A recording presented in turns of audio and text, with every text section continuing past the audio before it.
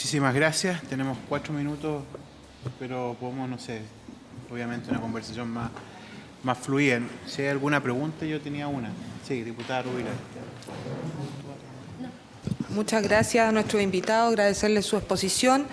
Yo quisiera preguntarle por su intermedio a Paulina si pudiera referirse un poco más profundamente a este trabajo que se ha realizado con la Defensoría, con las Fiscalías, con las policías, o sea, un poco contarnos cuál es la mirada que están teniendo las diferentes instituciones que están relacionadas, si se han ido poniendo a tono con lo que han sido los fallos de la Corte Suprema o todavía hay mucha resistencia, carabineros, no sé, un poco contarnos cómo va ese camino, digamos, que es importante conocer. Y a nuestros invitados de la Fundación Ciencias para la Cannabis, la verdad es que no sé si tuvieron la oportunidad de ver exposiciones de sociedades científicas y de algunos otros expositores que venían a mostrarnos algunos estudios y de otro tipo. La verdad es que para mí era muy relevante que vinieran porque efectivamente les puedo decir de que nos dijeron completamente lo contrario a ustedes. Nos dijeron que había aumentado el consumo, nos dijeron que había aumentado el consumo problemático, nos dijeron que esto era en Chile en el sector socioeconómico más bajo, que esto era un problema de la gente más pobre, etcétera, etcétera, etcétera. Entonces, yo no sé si tiene, por ejemplo, el tema de los accidentes de tránsito, que habían aumentado los accidentes de tránsito, si no me equivoco, en Colorado, y un montón de cosas así. Entonces, un poco si se pueden referir a esa situación, digamos, y un poco a su opinión al respecto de las cifras, que yo siempre he entendido que las cifras dan para todo, y los estudios también. Pero más que nada eso, si tuvieron la posibilidad de ver esas intervenciones y su opinión al respecto de eso. Sí, antes de ofrecerle la palabra, yo quiero también hacer un par de preguntas. Primero, entiendo que la complejidad que ustedes ven respecto de la posibilidad que se apruebe algunas indicaciones del Ejecutivo porque constituirían nuevos delitos, tiene que ver más bien con la presunción de derecho que decías tú, no con los gramos.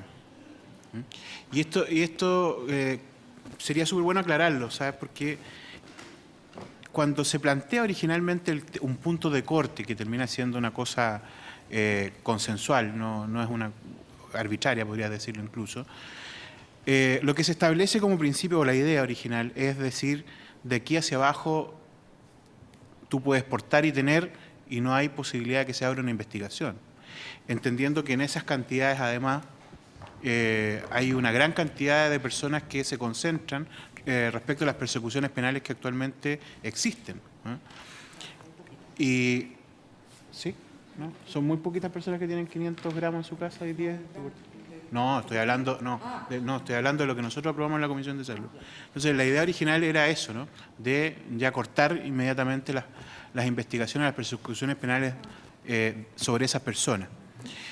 Y cuando el Ejecutivo plantea invertir el peso de la prueba, dejando de lado la presunción de derecho, lo que nosotros tendríamos hoy día, si llegáramos a aprobar algo así, es de tal cantidad, porte y tenencia no se investiga, y de ahí hacia arriba debiera ser la Fiscalía quien debe probar que está investigando tráfico y no asumir que es un delito, ni asumir tampoco que hay culpabilidad. Si nosotros aprobáramos esto, creo que el punto de corte de tenencia y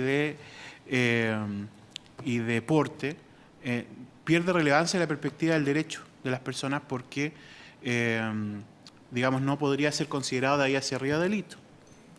Y lo que haríamos sería ahorrar una gran cantidad de recursos del Estado, porque si yo solamente tengo que investigar todo aquello que me parece que es tráfico, sería de 0,1 gramo hacia arriba. Todo podría entrar a ser investigado si es la Fiscalía comprueba que hay tráfico detrás, no sé si me explico. Entonces, la pregunta es cuál es la opinión respecto de este punto, porque creo que es importante también en algún momento, de hecho quienes están en contra de esta posición por el lado de disminuir los valores, es porque estaríamos dejando un gran espacio, un gran espectro sin investigar y ahí esconder mucho de tráfico, ¿no? Entonces, por esa razón yo les pregunto, si es que no se aprobara la presunción de derecho y se estableciera el cambio del peso de la prueba, si estarían disponibles a que estableciéramos igual este puntaje de corte sin investigación y de ahí hacia arriba una investigación donde la Fiscalía debe comprobar que está persiguiendo a un traficante y no a un consumidor. No sé si me logro explicar. Lo segundo, yo no sé si ustedes lograron ver las presentaciones en el caso de ustedes de las sociedades científicas, y sería bueno que más allá de lo que han planteado ustedes acá, pudiéramos tener una posición sobre los estudios que ellos han planteado, que son diametralmente opuestos, como decía la diputada Rubilar. Entonces, me hubiese gustado o me gustaría poder tener a la vista en algún momento un contrapunto respecto de esos mismos estudios que ellos han planteado. Si no, hoy día que nos pudieran hacer llegar eso sería ideal, como también las sociedades nos están pidiendo a nosotros que le planteemos qué cosas ellos quieren, digamos, agregar como parte de su intervención por escrito, que fue el acuerdo de la comisión la vez pasada. Esos 2 puntos por mi parte. Sí, yo sé. No, sí, yo sé que tenían referencia, pero sería bueno escuchar la opinión respecto de los estudios que ellos plantearon, que incluso hablaron de metaanálisis. Entonces, me gustaría que pudiéramos tener eso. Gracias.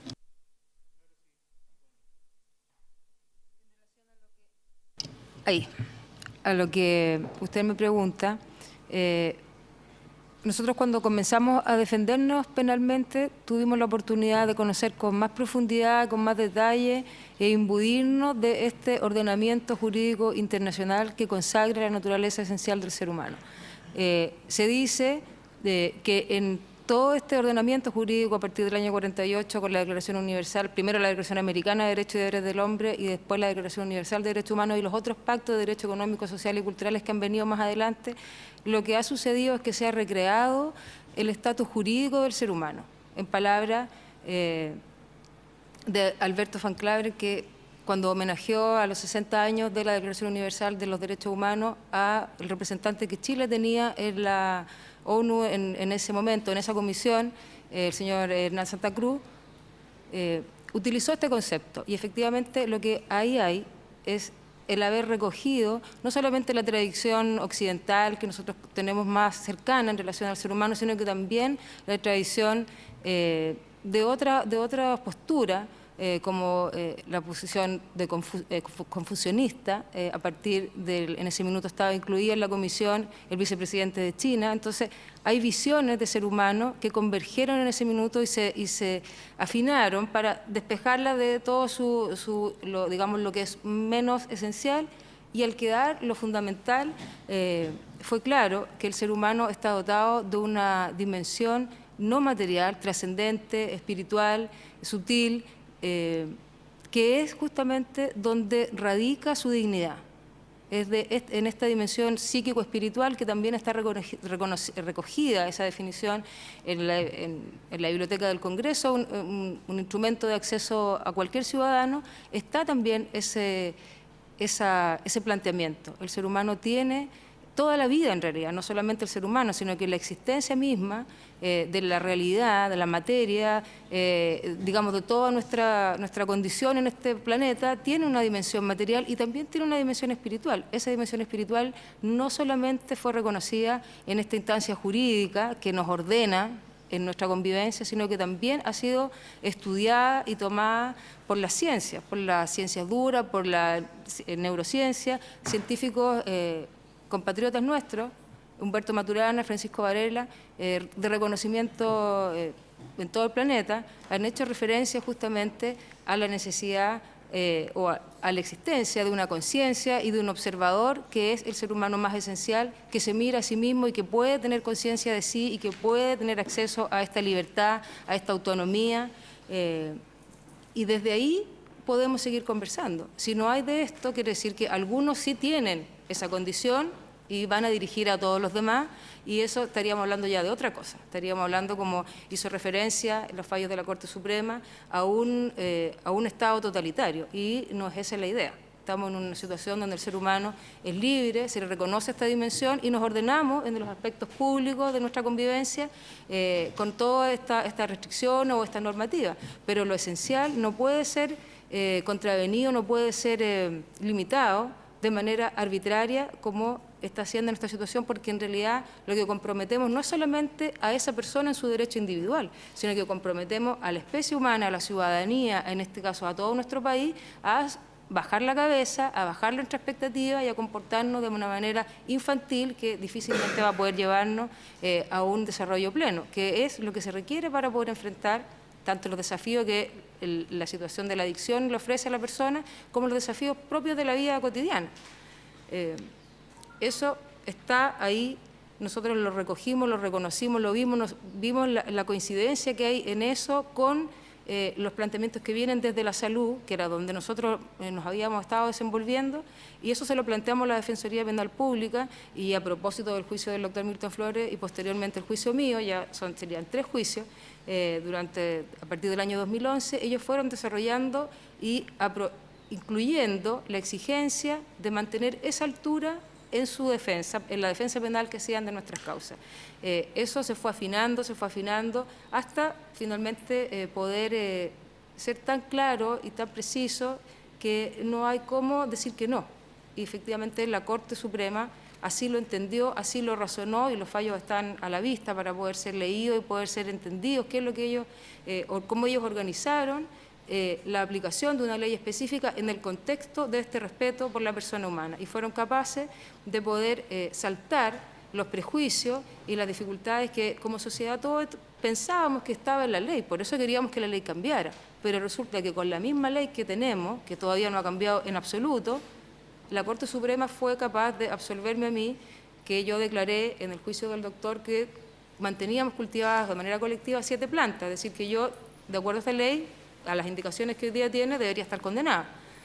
Pero la Corte entendió que eso no es lo relevante, porque esta ley lo que persigue, los tipos penales que están en esta ley, lo que persiguen es el tráfico, es decir, una conducta pública, comercial, que no tiene que ver con la búsqueda personal que una persona puede hacer para su bienestar, para su salud, para su trascendencia o por sus propios motivos, digamos. Eso la Corte lo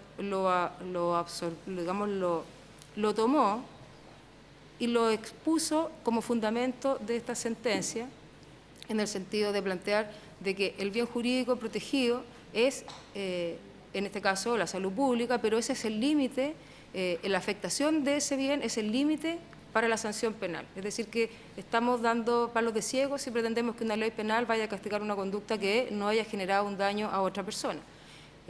Tenemos la Defensoría Penal, que lo tiene muy claro. Ustedes ya escucharon a Claudio Fierro, el defensor de Corte, la semana pasada.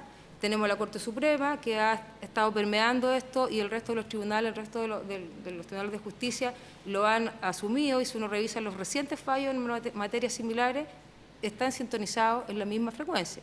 Porque esto no tiene que ver con la marihuana ni con la campaña fuerte que ha hecho la ciudadanía en esta línea, sino que esta es una obligación para todos los temas. De hecho, la Defensoría Penal Pública tiene este norte en la defensa de todas sus causas, y hay muchas causas sociales hoy día que están dándose cuenta que en realidad no están pidiendo una excepción ni algo particular, sino que lo que se está pidiendo en último término es ser respetado y no tratado de manera indigna o de manera infantil. Y lo que mencioné hace un rato atrás, lo más sorprendente es que no solo estas instituciones han venido virando en su percepción y ajustándose a derecho, porque ese es el punto. O sea, aquí había una sociedad que funcionaba fuera del derecho, fuera de este ordenamiento. Y hoy día tenemos una sociedad que se acerca desde la ciudadanía, desde el Poder Judicial, desde la defensa penal, se está acercando a estar en derecho. No estamos inventando la rueda, estamos haciendo que la ley, la gran ley que nos ordena, se cumpla. El Ministerio Público, que había sido siempre nuestro adversario, como el enemigo en esta historia, nosotros hemos visto que su disposición es totalmente diferente, y al mismo tiempo entendemos que siguen habiendo personas detenidas, que siguen habiendo personas que son condenadas, pero estamos en un proceso, ¿no? Esto no es mágico, no es automático. Y ellos en su política institucional ya entendieron y así lo han asumido. Es lo que nos ha manifestado de manera explícita la directora ejecutiva, la señora Francisca Ver, y el fiscal de drogas, que es virar del énfasis que ellos entienden que sí equivocadamente se le ha dado a la persecución de las personas y concentrarse en lo que es el objetivo de esta ley, que es la persecución del tráfico. La Asociación de Magistrados, con quien nosotros hemos conversado durante los últimos meses, especialmente con su presidente, ellos también están en esta misma sintonía y entienden, entre otras cosas, que la herramienta penal no viene a aportar nada a resolver el tema ni de la adicción ni del tráfico.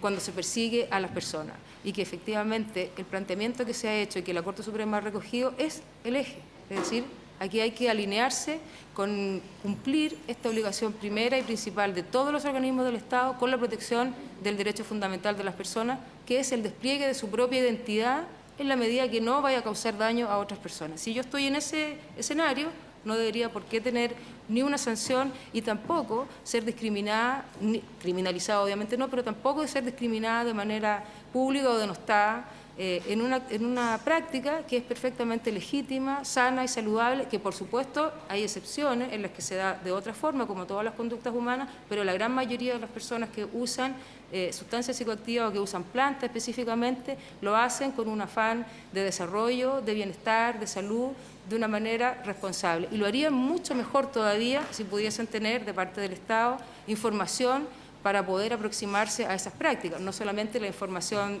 del terror que hoy día nos entrega la institución que está a cargo de esto, que es Senda, sino que información abierta, porque hoy día se hace rehabilitación justamente de adicción de drogas con plantas psicoactivas, de manera abierta, pública. En Perú hay una institución, Taquihuasi, que lo hace hace muchos años, y en Chile también se hace de manera escondida porque está toda esta confusión, pero hay gente que deja la confusión a un lado y se va a lo que es importante y hace su pega igual.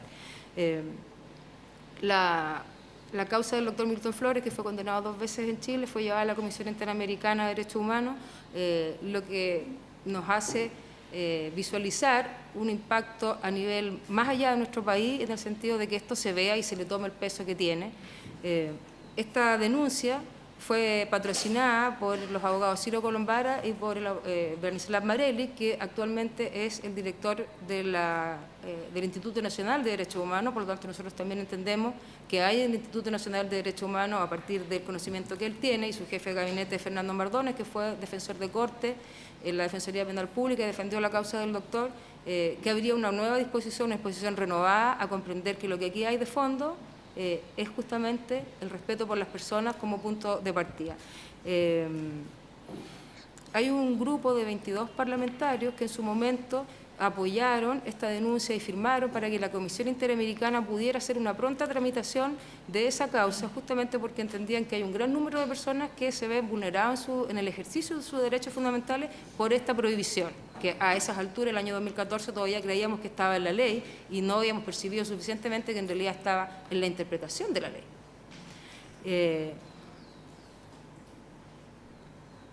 Esas son, a grandes rasgos, las instituciones y los organismos que se han ido permeando.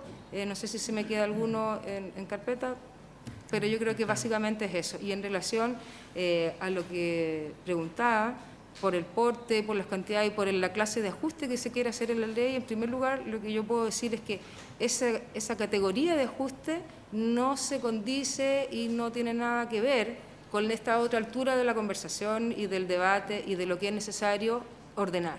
Entonces puede hacerse ese arreglo cosmético, pero no va a resolver absolutamente nada, porque se piensa con buena intención que eso podría permitir un margen de presunción de derecho, pero también ese margen es un margen para que el delincuente, que es experto en echar la ley, echar la trampa, ocupará ese margen, como algunos se preocupan, justamente para traficar. Bueno, si sobre menos de 10 gramos a mí me van a presumir que soy usuario y no voy a tener problemas, bueno, traficaré de 10 gramos, ¿me entiendes? O sea, ustedes estarían creando un nuevo problema sobre un problema.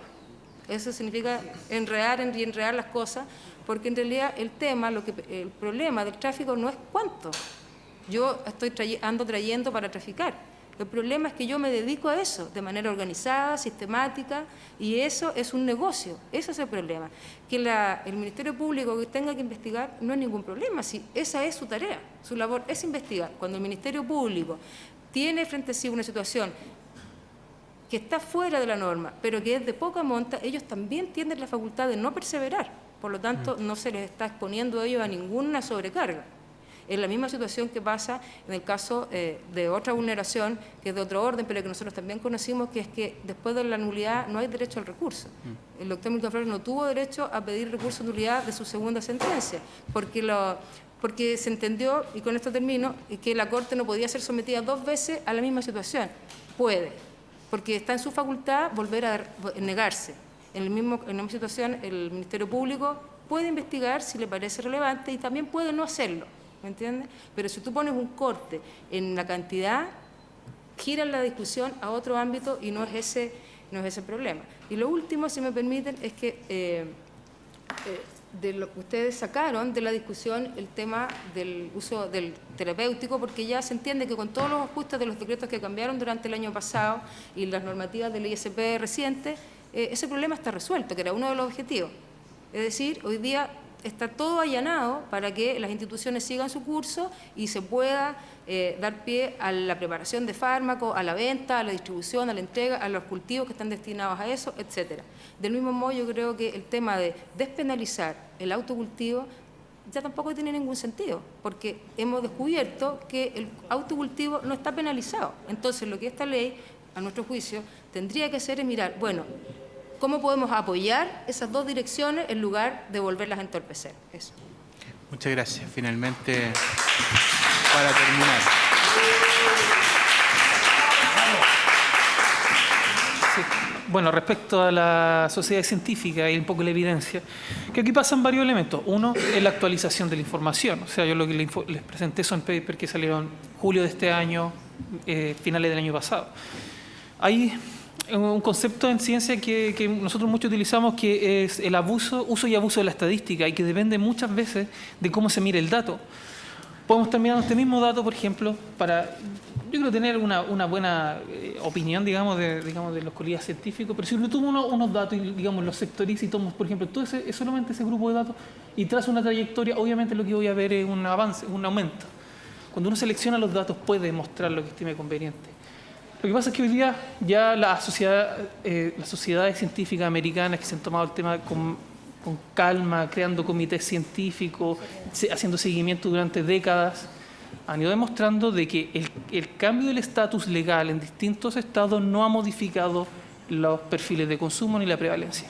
Probablemente un punto fundamental es que hay un gran referente en las sociedades científicas que tiene que ver con el daño, y que es Nora Volkow. Ella ha definido mucho la línea, y muchos, digamos, de las sociedades científicas se alinean con la visión de Naida y de Nora Volkow. Básicamente ella quiere demostrar que la cannabis produce cambio estructural en el cerebro, etc. Tiene que ver también cómo se interpretan estos datos. Por ejemplo, siendo estricto, muchas de estas publicaciones que hablan de los cambios estructurales hablan de anormalidades. No hablan de daño, no hablan de disfunción, hablan de anormalidad. Eso significa que ciertas personas se salen de un rango, pero no han logrado demostrar cambios significativos en la funcionalidad. Ellos ese concepto de anormalidad lo entienden como disfunción. Eso es solo de criterio científico, rigurosidad. No sé, cada uno le puede poner ahí el adjetivo que estime conveniente.